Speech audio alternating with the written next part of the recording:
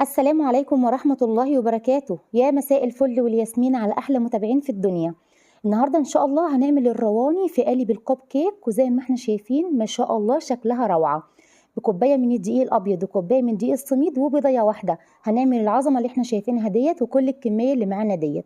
بس قبل ما نشوف الطريقة في الأول بنصلي على الرسول صلى الله عليه وسلم ونبدأ مع بعض ونشوف الطريقة.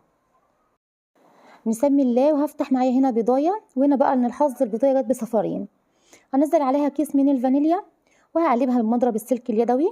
طبعا ينفع ان انا اعمل المقدار عندي في الخلاط على طول او بالمضرب السلك اليدوي او بالمضرب الكهربائي اللي انت تفضليه، بس هو الموضوع بسيط مش محتاج ان انا اوسخ مواعين كتير.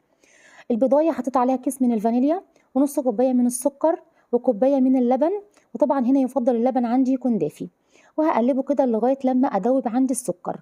ودلوقتي هنزل معايا نص كوبايه من الزيت، طبعا نفس كوبايه اللبن برضه عشان ما نوسخش مواعين، نص كوبايه من الزيت، وهقلب كده معايا.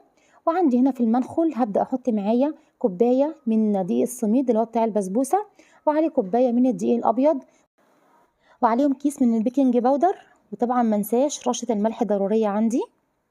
وهبدا ان انا انخلهم كده بالراحه خالص، طبعا ضروري ان انا انخله عشان يطلع معايا القوام هش وجميل. وطبعا هقلبه دلوقتي بالراحه خالص. وضروري جدا في عجينه الرواني ان انا انزل معايا جوز هند. انا هحط هنا معايا معلقتين كبار او 3 من جوز الهند، وهقلب معايا الخليط بس، ولا اسهل من كده، مكونات بسيطه جدا وهتديني عظمه في الاخر. طبعا دلوقتي هبدا ان انا انزل معايا الخليط في اي حاجه تسهل عليا نزوله في قوالب الكب كيك.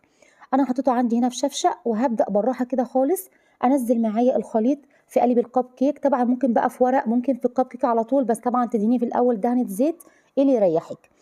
بعد ما هنزله معايا طبعا لازم نكون متفقين ان الخليط بتاع الكب بتاع الرواني ما بيبقاش عالي قوي زي الكيك، فانا هنا يعتبر ماليه ال الورق بتاعي زي ما احنا شايفين كده، بس ناقص له بس حاجه بسيطه. طبعا الخليط بتاعي اتبقى منه شويه، فانا هنزلهم معايا في قوالب سيليكون. طبعا قوالب السيليكون ديت انا دهناها دهنه كده خفيفه خالص من الزيت، وهنزل معايا باقي الخليط. وباقي الخليط اداني 4 من القوالب السيليكون، فاصبح كده المكونات البسيطه بتاعتي ديت ادتني 16 قطعه من كب كيك. هحطهم معايا في صينيه وهدخلهم دلوقتي عند الفرن على درجه حراره متوسطه، درجه حراره 180 على الرف الاوسط. وطبعا ضروري اكون مشغله قبليها الفرن بربع ساعه او ب10 دقائق.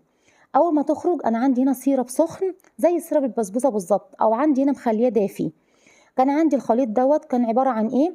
عباره عن نص كوبايه من السكر على نص كوبايه من الميه على عصره ليمونه، هحطهم على النار، هيقعدوا عندي على النار في حدود 10 دقائق. انا عايزه هنا القوام عندي خفيف، وهسقي عندي السيرب وهو دافي للكب كيك اول ما يخرج من الفرن.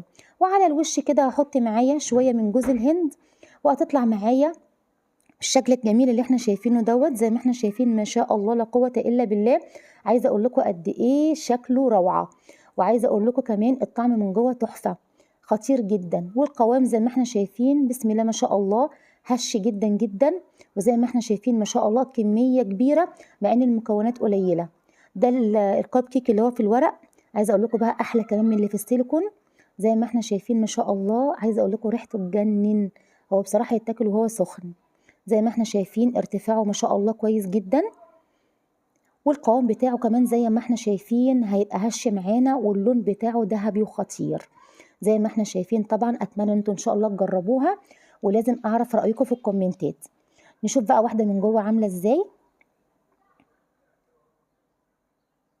ما شاء الله لا قوه الا بالله. عايزه اقول لكم طبعا المسام من جوه واسعه، ده يدل على انه هش معايا وجميل.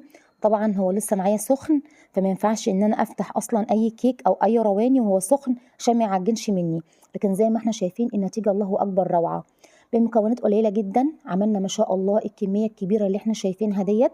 طبعا عايزه اقول لكم لو جربتوها ان شاء الله هتدعوا لي. مكونات قليله جدا ادتنا عظمه وكميه زي ما احنا شايفين.